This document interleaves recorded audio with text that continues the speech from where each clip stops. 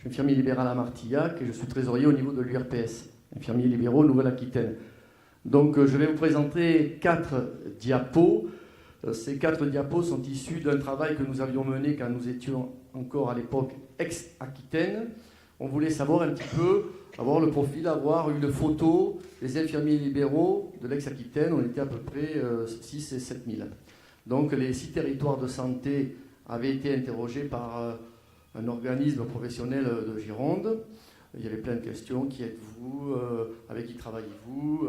Quel type de formation vous voulez faire? Et on avait ciblé aussi, et les 4 diapos que vous allez voir, c'était des questions sur le soin palliatif. Comment travaillez-vous? Avec qui vous travaillez? Est-ce que vous travaillez bien? Est-ce que vous travaillez mal? Est-ce que le taux de collaboration est suffisant? Pas suffisant? Plein de questions qui nous ont permis, en fin de compte, d'avoir des diagrammes pour, entre autres, nous faire comprendre que la profession évoluait et qu'elle était plus centrée sur c'est ce qu'on voit depuis tout à l'heure, sur le professionnel de santé, mais qu'on s'ouvrait vers les auxiliaires de vie pour travailler au quotidien. Donc ça, c'est ce que je vous disais. Donc c'est une enquête qui a été établie en mars 2016 par l'entreprise Epsilon Marketing. Donc vous voyez, on avait plusieurs thèmes. Préciser le profil des infirmiers libéraux en Aquitaine, identifier les modalités de prise en charge des soins palliatifs, c'est les 4 diapos que je vais vous montrer, appréhender la perception des réseaux par les infirmiers et déterminer les attentes des infirmiers en termes de formation. Puisque grâce à ces réponses, on a pu adapter du travail au niveau des URPS pour essayer de coller au plus près des territoires de santé. Donc, vous allez voir des diapos, ça sera avec des diagrammes comme ça, et à chaque fois, vous avez les territoires de santé. La côte basque et le Béarn, c'est les Pyrénées-Atlantiques. Donc, il y a 2 territoires de santé. C'est pour ça qu'à chaque fois, vous avez 1, 2, 3, 4, 5, 6 diagrammes avec l'Aquitaine à droite. Enfin, ce n'est pas les diagrammes, c'est les colonnes. Voilà, donc bien sûr, les relations avec les médecins. Donc, nous, la Gironde, le taux de collaboration, 100%, hein, puisqu'en fin de compte, on ne peut travailler que, bien sûr, avec une prescription de médecin. Voilà. Donc, dans la très bonne relation 39, plutôt bonne 52, vous voyez, le chiffre est quand même assez élevé. Donc, je pense que, toujours pareil, hein, c'était les soins palliatifs, donc des prises en charge très complexes sur le terrain, où on a besoin quand même d'être en relation pluriquotidienne pour faire en sorte que le patient puisse être bien traité, également la famille. Hein. Vous savez très bien qu'à domicile, il y a la famille qui entre en jeu. Donc ça, c'est avec les médecins. La deuxième diapo, relation avec les autres professionnels de santé, que ce soit les pharmaciens, que ce soit les kinés, que ça puisse être des fois, puisqu'on travaille aussi avec des SIAD. Donc là, en Gironde, le taux de collaboration, il est à 25%. Vous voyez, et dans les 25%, on a très bonne relation 36, plutôt bonne 64. Donc ça fait du 100%. Ça veut dire que quand on travaille avec d'autres professionnels de santé sur des prises en charge très complexes, ça marche. Par contre, pourquoi peu de réponses ou de collaboration? Parce que peut-être que les gens, des fois, ne pensent pas forcément qu'on travaille en direct avec des pharmaciens, qu'on travaille avec des kinés. Voilà, ils n'ont peut-être pas vu exactement le travail au quotidien. Mais ce qui est important, c'est de voir que cette prise en charge complexe, cette équipe pluripro, elle existe et elle est réelle. Et quand on regarde toutes les colonnes vertes ou grises, c'est à peu près partout pareil. La troisième diapo qui nous amène encore vers cette fameuse équipe pluripro. Hein. Étienne, tout à l'heure, vous aviez expliqué, maintenant on est dans le monde aussi du social. Hein. Les professionnels de santé et social sont liés. Donc là, on a les relations avec les auxiliaires de vie.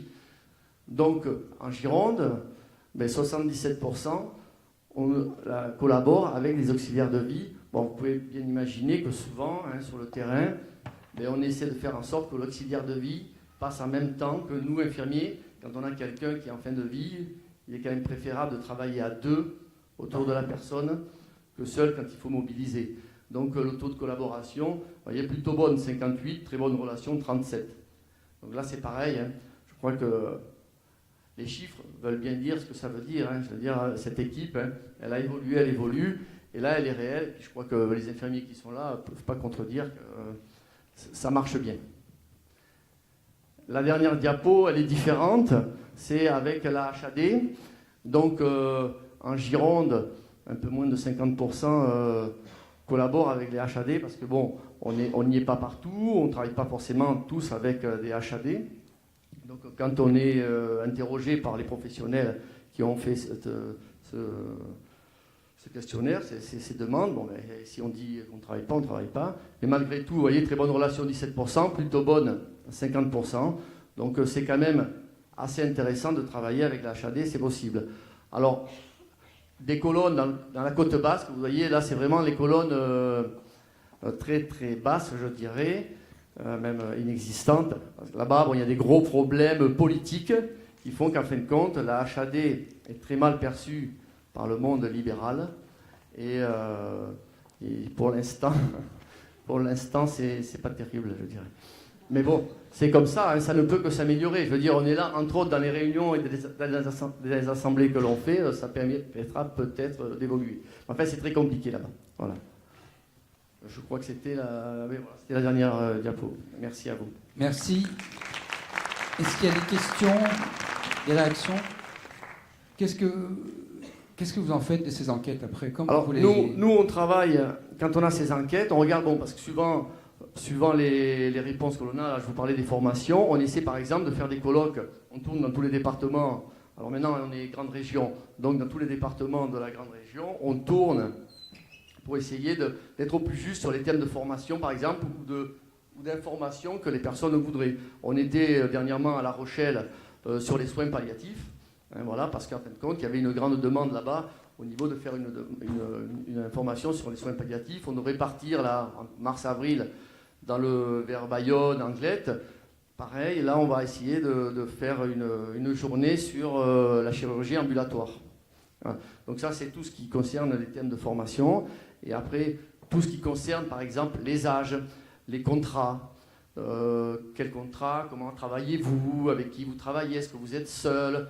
Ça nous permet, nous, après, d'enquêter et de faire des articles dans le journal concernant ce qu'est un contrat de collaboration, pourquoi il faut en faire, quel risque vous avez si vous n'en faites pas. Vous voyez, c'est à chaque fois, on essaie de se rapprocher au plus près de ce que les infirmiers nous disent quand ils sont interrogés, soit là par un professionnel des enquêtes, soit, pareil comme ici, l'enquête de satisfaction où on va pouvoir cocher et marquer ce qui nous intéresse, ou ce qu'on n'aime pas aussi, ou ce qu'on ne veut pas. Parce que ça peut être des termes qui ne sont pas intéressants pour la profession. D'accord, merci.